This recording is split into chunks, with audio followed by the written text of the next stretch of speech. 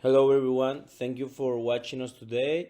We are here to present Sarah's financial planning. My name is Eduardo Martinez, and the group is conformed by Amira Sasa, Jorge Andres, and Luis Alberto, and myself, of course. Thank you for watching us, and we are here to present the strategy and the financial plan we have built for, in this case, Sarah. That is what the case study is based on. Hello, my name is Amira, and I'm going to talk about financial goals. Sarah's financial goal's primary aim is to eliminate her 25,000 student loan in 10 years. She's also boosting her savings from 30,000 to 50,000 over the next 5 years, and she plans also to purchase a home in 7 years. So it's saving for the down payment now. And so this goal also complements her ownership dreams. And finally, she's also allocating some funds monthly for her master degree that in marketing that she is planning to start in 3 years. And for the future, she's also starting a retirement fund with regular contributions and yearly adjustments. Hello, I'm Jorge Rego, and I will now explain Sarah's monthly budget. But first of all, we create a monthly budget for Sarah, but we also made a forecast of what we budget will be for the next 5 years. We use her current net income as a base and projected it to increase over the next 2 years according to the inflation rate. After the third year, her monthly income will increase significantly as Sarah will have completed her master's studies and may have professional promotion. For the first 3 years, Sarah's fixed costs represent a little over 50% of her income. After the fourth year, her fixed costs will remain the same, but with the increase in her monthly income, they will represent about 38%. This is important for her financial health. The variable costs also follow a similar pattern.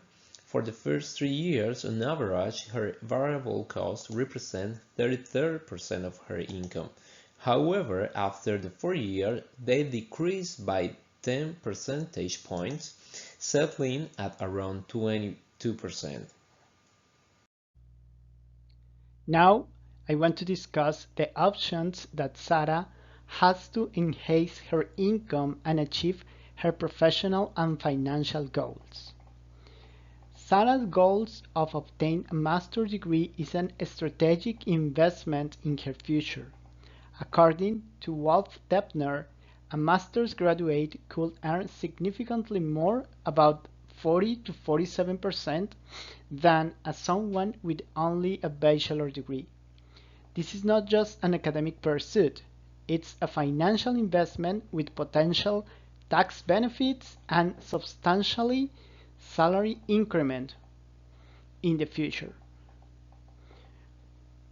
For example, investing around 20,000 in education can result in a monthly payment of $2,000, but the result on this investment could generate a salary increment over $2,300 after 2 years, um, 2 years of the graduation. Also, Sarah can explore freelancing opportunities. Her profession as marketing is conducive to freelancing activities, providing flexibility for work, master studies, and personal life. A freelancer in digital marketing could earn to close to $37.5 dollars per hour, and it could be potentially adding $650 per month to her earnings with just 4 hours per week of freelancing activities. However, it's crucial to note that freelancing income might not be stable and depends on securing periodic jobs. Finally, she can invest her additional income. With the additional income from freelancing, Sarah could consider various investment options, stock market or investment in funds that could represent a long-term income and saving opportunities. Another possibility is investing in an entrepreneurial endeavor, perhaps through a partnership, given Sarah's busy schedule. Um, Also, well, these opportunities bring potential rewards. They also carry some level of instability, and it's advisable to her to allocate the earnings into a saving account for future projects. So, in conclusion, Sarah's choice from income enhancement are diverse and strategic, whether through education, freelancing, or investments. Each option aligns with her goals and offers unique advantages. Great. Now let's talk about the investment plan. Uh, we build this plan in three different options. The first one and the one that we opt to go first before the two ones is to open for Sarah to open a guarantee investment certificate account. For this first option, we are not considering a monthly investment like the other two options that we're gonna see after this. For this scenario, we are considering the $30,000 she already has saved throughout the years, and what we are recommended to her is to change those $30,000 from her saving accounts that are generating a really low interest rate and put it in a guaranteed investment certificate that will bring her a higher interest rate. And the purpose of this movement and the purpose of this account for being opening is for this $30,000 to grow in a long term, and for that money to become her pay to for that money to become her down payment for the mortgage of the house that she wants to acquire. That's our first option. That would be the first thing we would recommend for Sarah. Nevertheless, we have two other options that are stock and bonds with a mix of the portfolio 70-30, 70 for the stocks and 30 for the bonds. This mix of the portfolio offer a pretty balanced risk situation because we know that stocks are a little bit more risky, but therefore we are adding the 30% of bonds. So we can have this balance between the risk and the secure part, and also a pretty good balance of pretty good interest rate, not something too high but not something that will not bring any return at all. And the third one is quite along like the stock and bonds, but in this case is getting into an index fund, an exchange rate funds to be more specific. And for this proposal, we are considering to invest in the S&P 500 index. Either way, for option 2 and option 3, in this case, we are considering a monthly investment fee of 8% of the net income that Sarah is currently perceiving. On difference of the first option, that is not monthly, it do not consider it a monthly investment fee. It's only a one shot, one time for the $30,000, and that's the money that is gonna start growing over the years. The integration of a robust emergency fund emerged as a vital component of this financial strategy. offering Sarah a safeguard against unforeseen circumstances that might threaten her economic well-being. Sarah tailored savings plan comprising both emergency fund allocation and monthly savings for future goals, exemplifies a meticulous approach to financial management. The careful considerations of her net monthly income, expenses, and existing savings forms the basis for a balanced distribution, ensuring resilience in the face of variable income periods without compromising her long-term financial objectives. The strategies shift from a traditional savings account to a tax-free saving account demonstrate an insightful adaptation to maximize tax benefits. The simulations comparing the return of $18,500 in a tax-free saving account against a regular saving account, coupled with the monthly contributions, reveals a tangible difference in favor of the tax-free option. This highlights the importance of leveraging tax-efficient savings vehicles to optimize Sarah's wealth accumulation. Sarah currently lacks an emergency fund, emphasizing the importance of creating one to be financially prepared for unexpected events. The suggestion is to prioritize building this fund as a safeguard against unforeseen emergencies. Sarah is advised to allocate 10% of her net monthly income to steadily build her emergency fund. The goal is to reach an amount equivalent to 6 months of her net income, providing a financial cushion.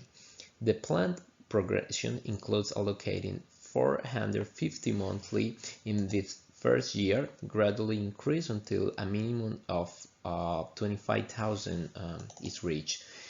With a significant increase in Sarah's net income in 2026 resulting from the completion of her master's degree, her capacity to save for the emergency fund also grows. Simultaneously, he target increase to cover 6 months of expenses, ensuring financial security during emergencies such as potential unemployment without adversely affecting her financial stability. Now I want to go into the crucial topic of insurance and how it plays a pivotal role in protecting our assets, wealth, and income in the face of life's uncertainties. In today's market, there is a wide array of insurance options designed to safeguard individuals' and families' financial well-being. These options range from protecting against severe illnesses and disabilities to ensuring financial security for loved ones in the event of death. The choice of insurance is highly personalized, depending on individual needs, financial conditions, and lifestyle. We recommend two types of insurance for Sarah. The first one is home insurance. It's recommended for unforeseen events like fires or floods. This protection ensures that in the face of an accident, Sarah won't have to deplete her assets or incur in debts to cover damages. With a minimum premium of $30 per month, she can secure a coverage up to $500,000, including personal belongings, a structure of the house, and damages to her and to third parties. Additionally, I recommend life insurance option for Sarah is term life insurance. This is the second one that we recommend for her.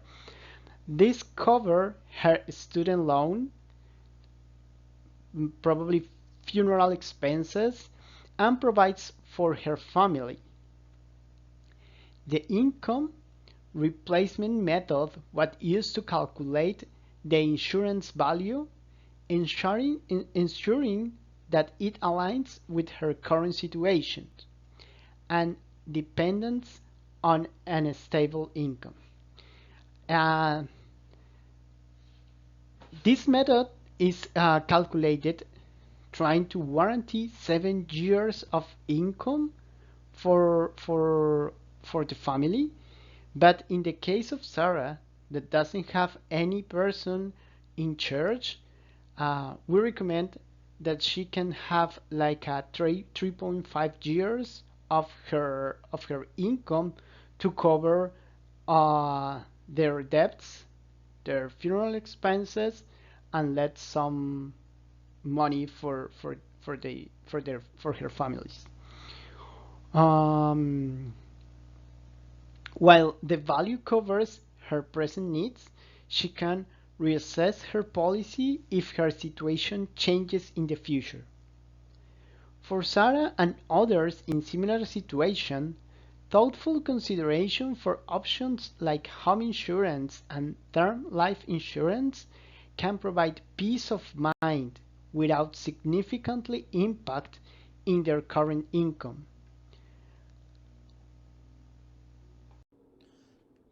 We can now continue with the tax planning.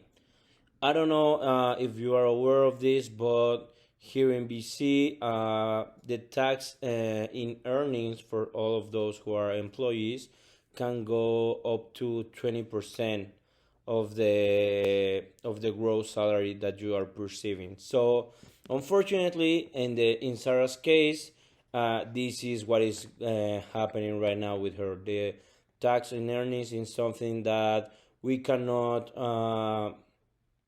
We cannot mitigate because it's struck monthly automatically from her paycheck or from the way she is getting her income. However, what we have built and think for her is a mix of two different a mix of two different options to try to decrease the amount of tax she has to pay or she needs to pay by the end of the year. So the first option is opening a tax-free saving account, which can be pretty useful for all the money that she plans to allocate in this account. As this account, the money that is going to start growing is tax-free, so that's a pretty good advantage for her. And also it gives her the availability to withdraw this money without any penalties throughout the year at any moment she wanted. And of course, for this kind of account, for this TFSA account, we are considering average of 4.2% annual interest rate. That is pretty much how the market has been behaving over the years. And the second option that goes along with the TFSA account is basically the tax credit and deductions. This means that let's take advantage of Sarah's situation, currently situation, and what she and everything that she does and pays in order to add more tax credit on her favor. What I'm saying with this is currently Sarah is paying a study loan, which actually that means that she can receive up to 50% on interest payments. So that could be super helpful for her by the end of the year because that will help her to pay less taxes. And another example is any medical expenses that she might have. So these two options go pretty well along. It's not to choose one or the other. Is the two of the options to have the better outcome when it comes to pay the taxes and to try to lower it into the minimum. For Sarah's debt management, we know that within the 25,000 student loan that she has and a 10-year repayment goals, so her debt would be like very straightforward. By dividing her debt across 120 months, she will pay around 208 with 33 cents each month. This is only like 4.6% of her income, which was 4,500. This makes the plan very manageable within her budget too, and also it ensures that she can also pursue other financial goals without overstretching her resources. So she also can clear her debt within the set time frame and by sticking her monthly payment. And also she is open to adjust her payments if her income increases. So that would be potentially paying off her loans even faster. Despite being in the early stage of her career, it is crucial for Sarah to start building a robust retirement plan. Planning during this phase ensures financial peace of mind in retirement, especially when incomes typically decrease. Investment and savings become essential for a more relaxed life during this less productive career stage. Sarah should consider several essential steps in developing a retirement plan tailored to her goals. These include establishing clear retirement objectives, determining an appropriate retirement age beyond 65 years for increased Canadian pension plan payouts, calculating a retirement saving goal based on the 80% rule, and incorporating additional income streams such as a Canadian pension plan and old age security.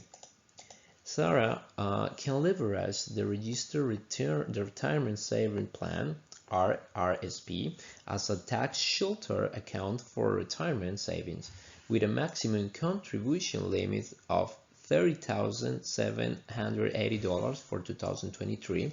Contributions are made tax-free until withdrawal in retirement.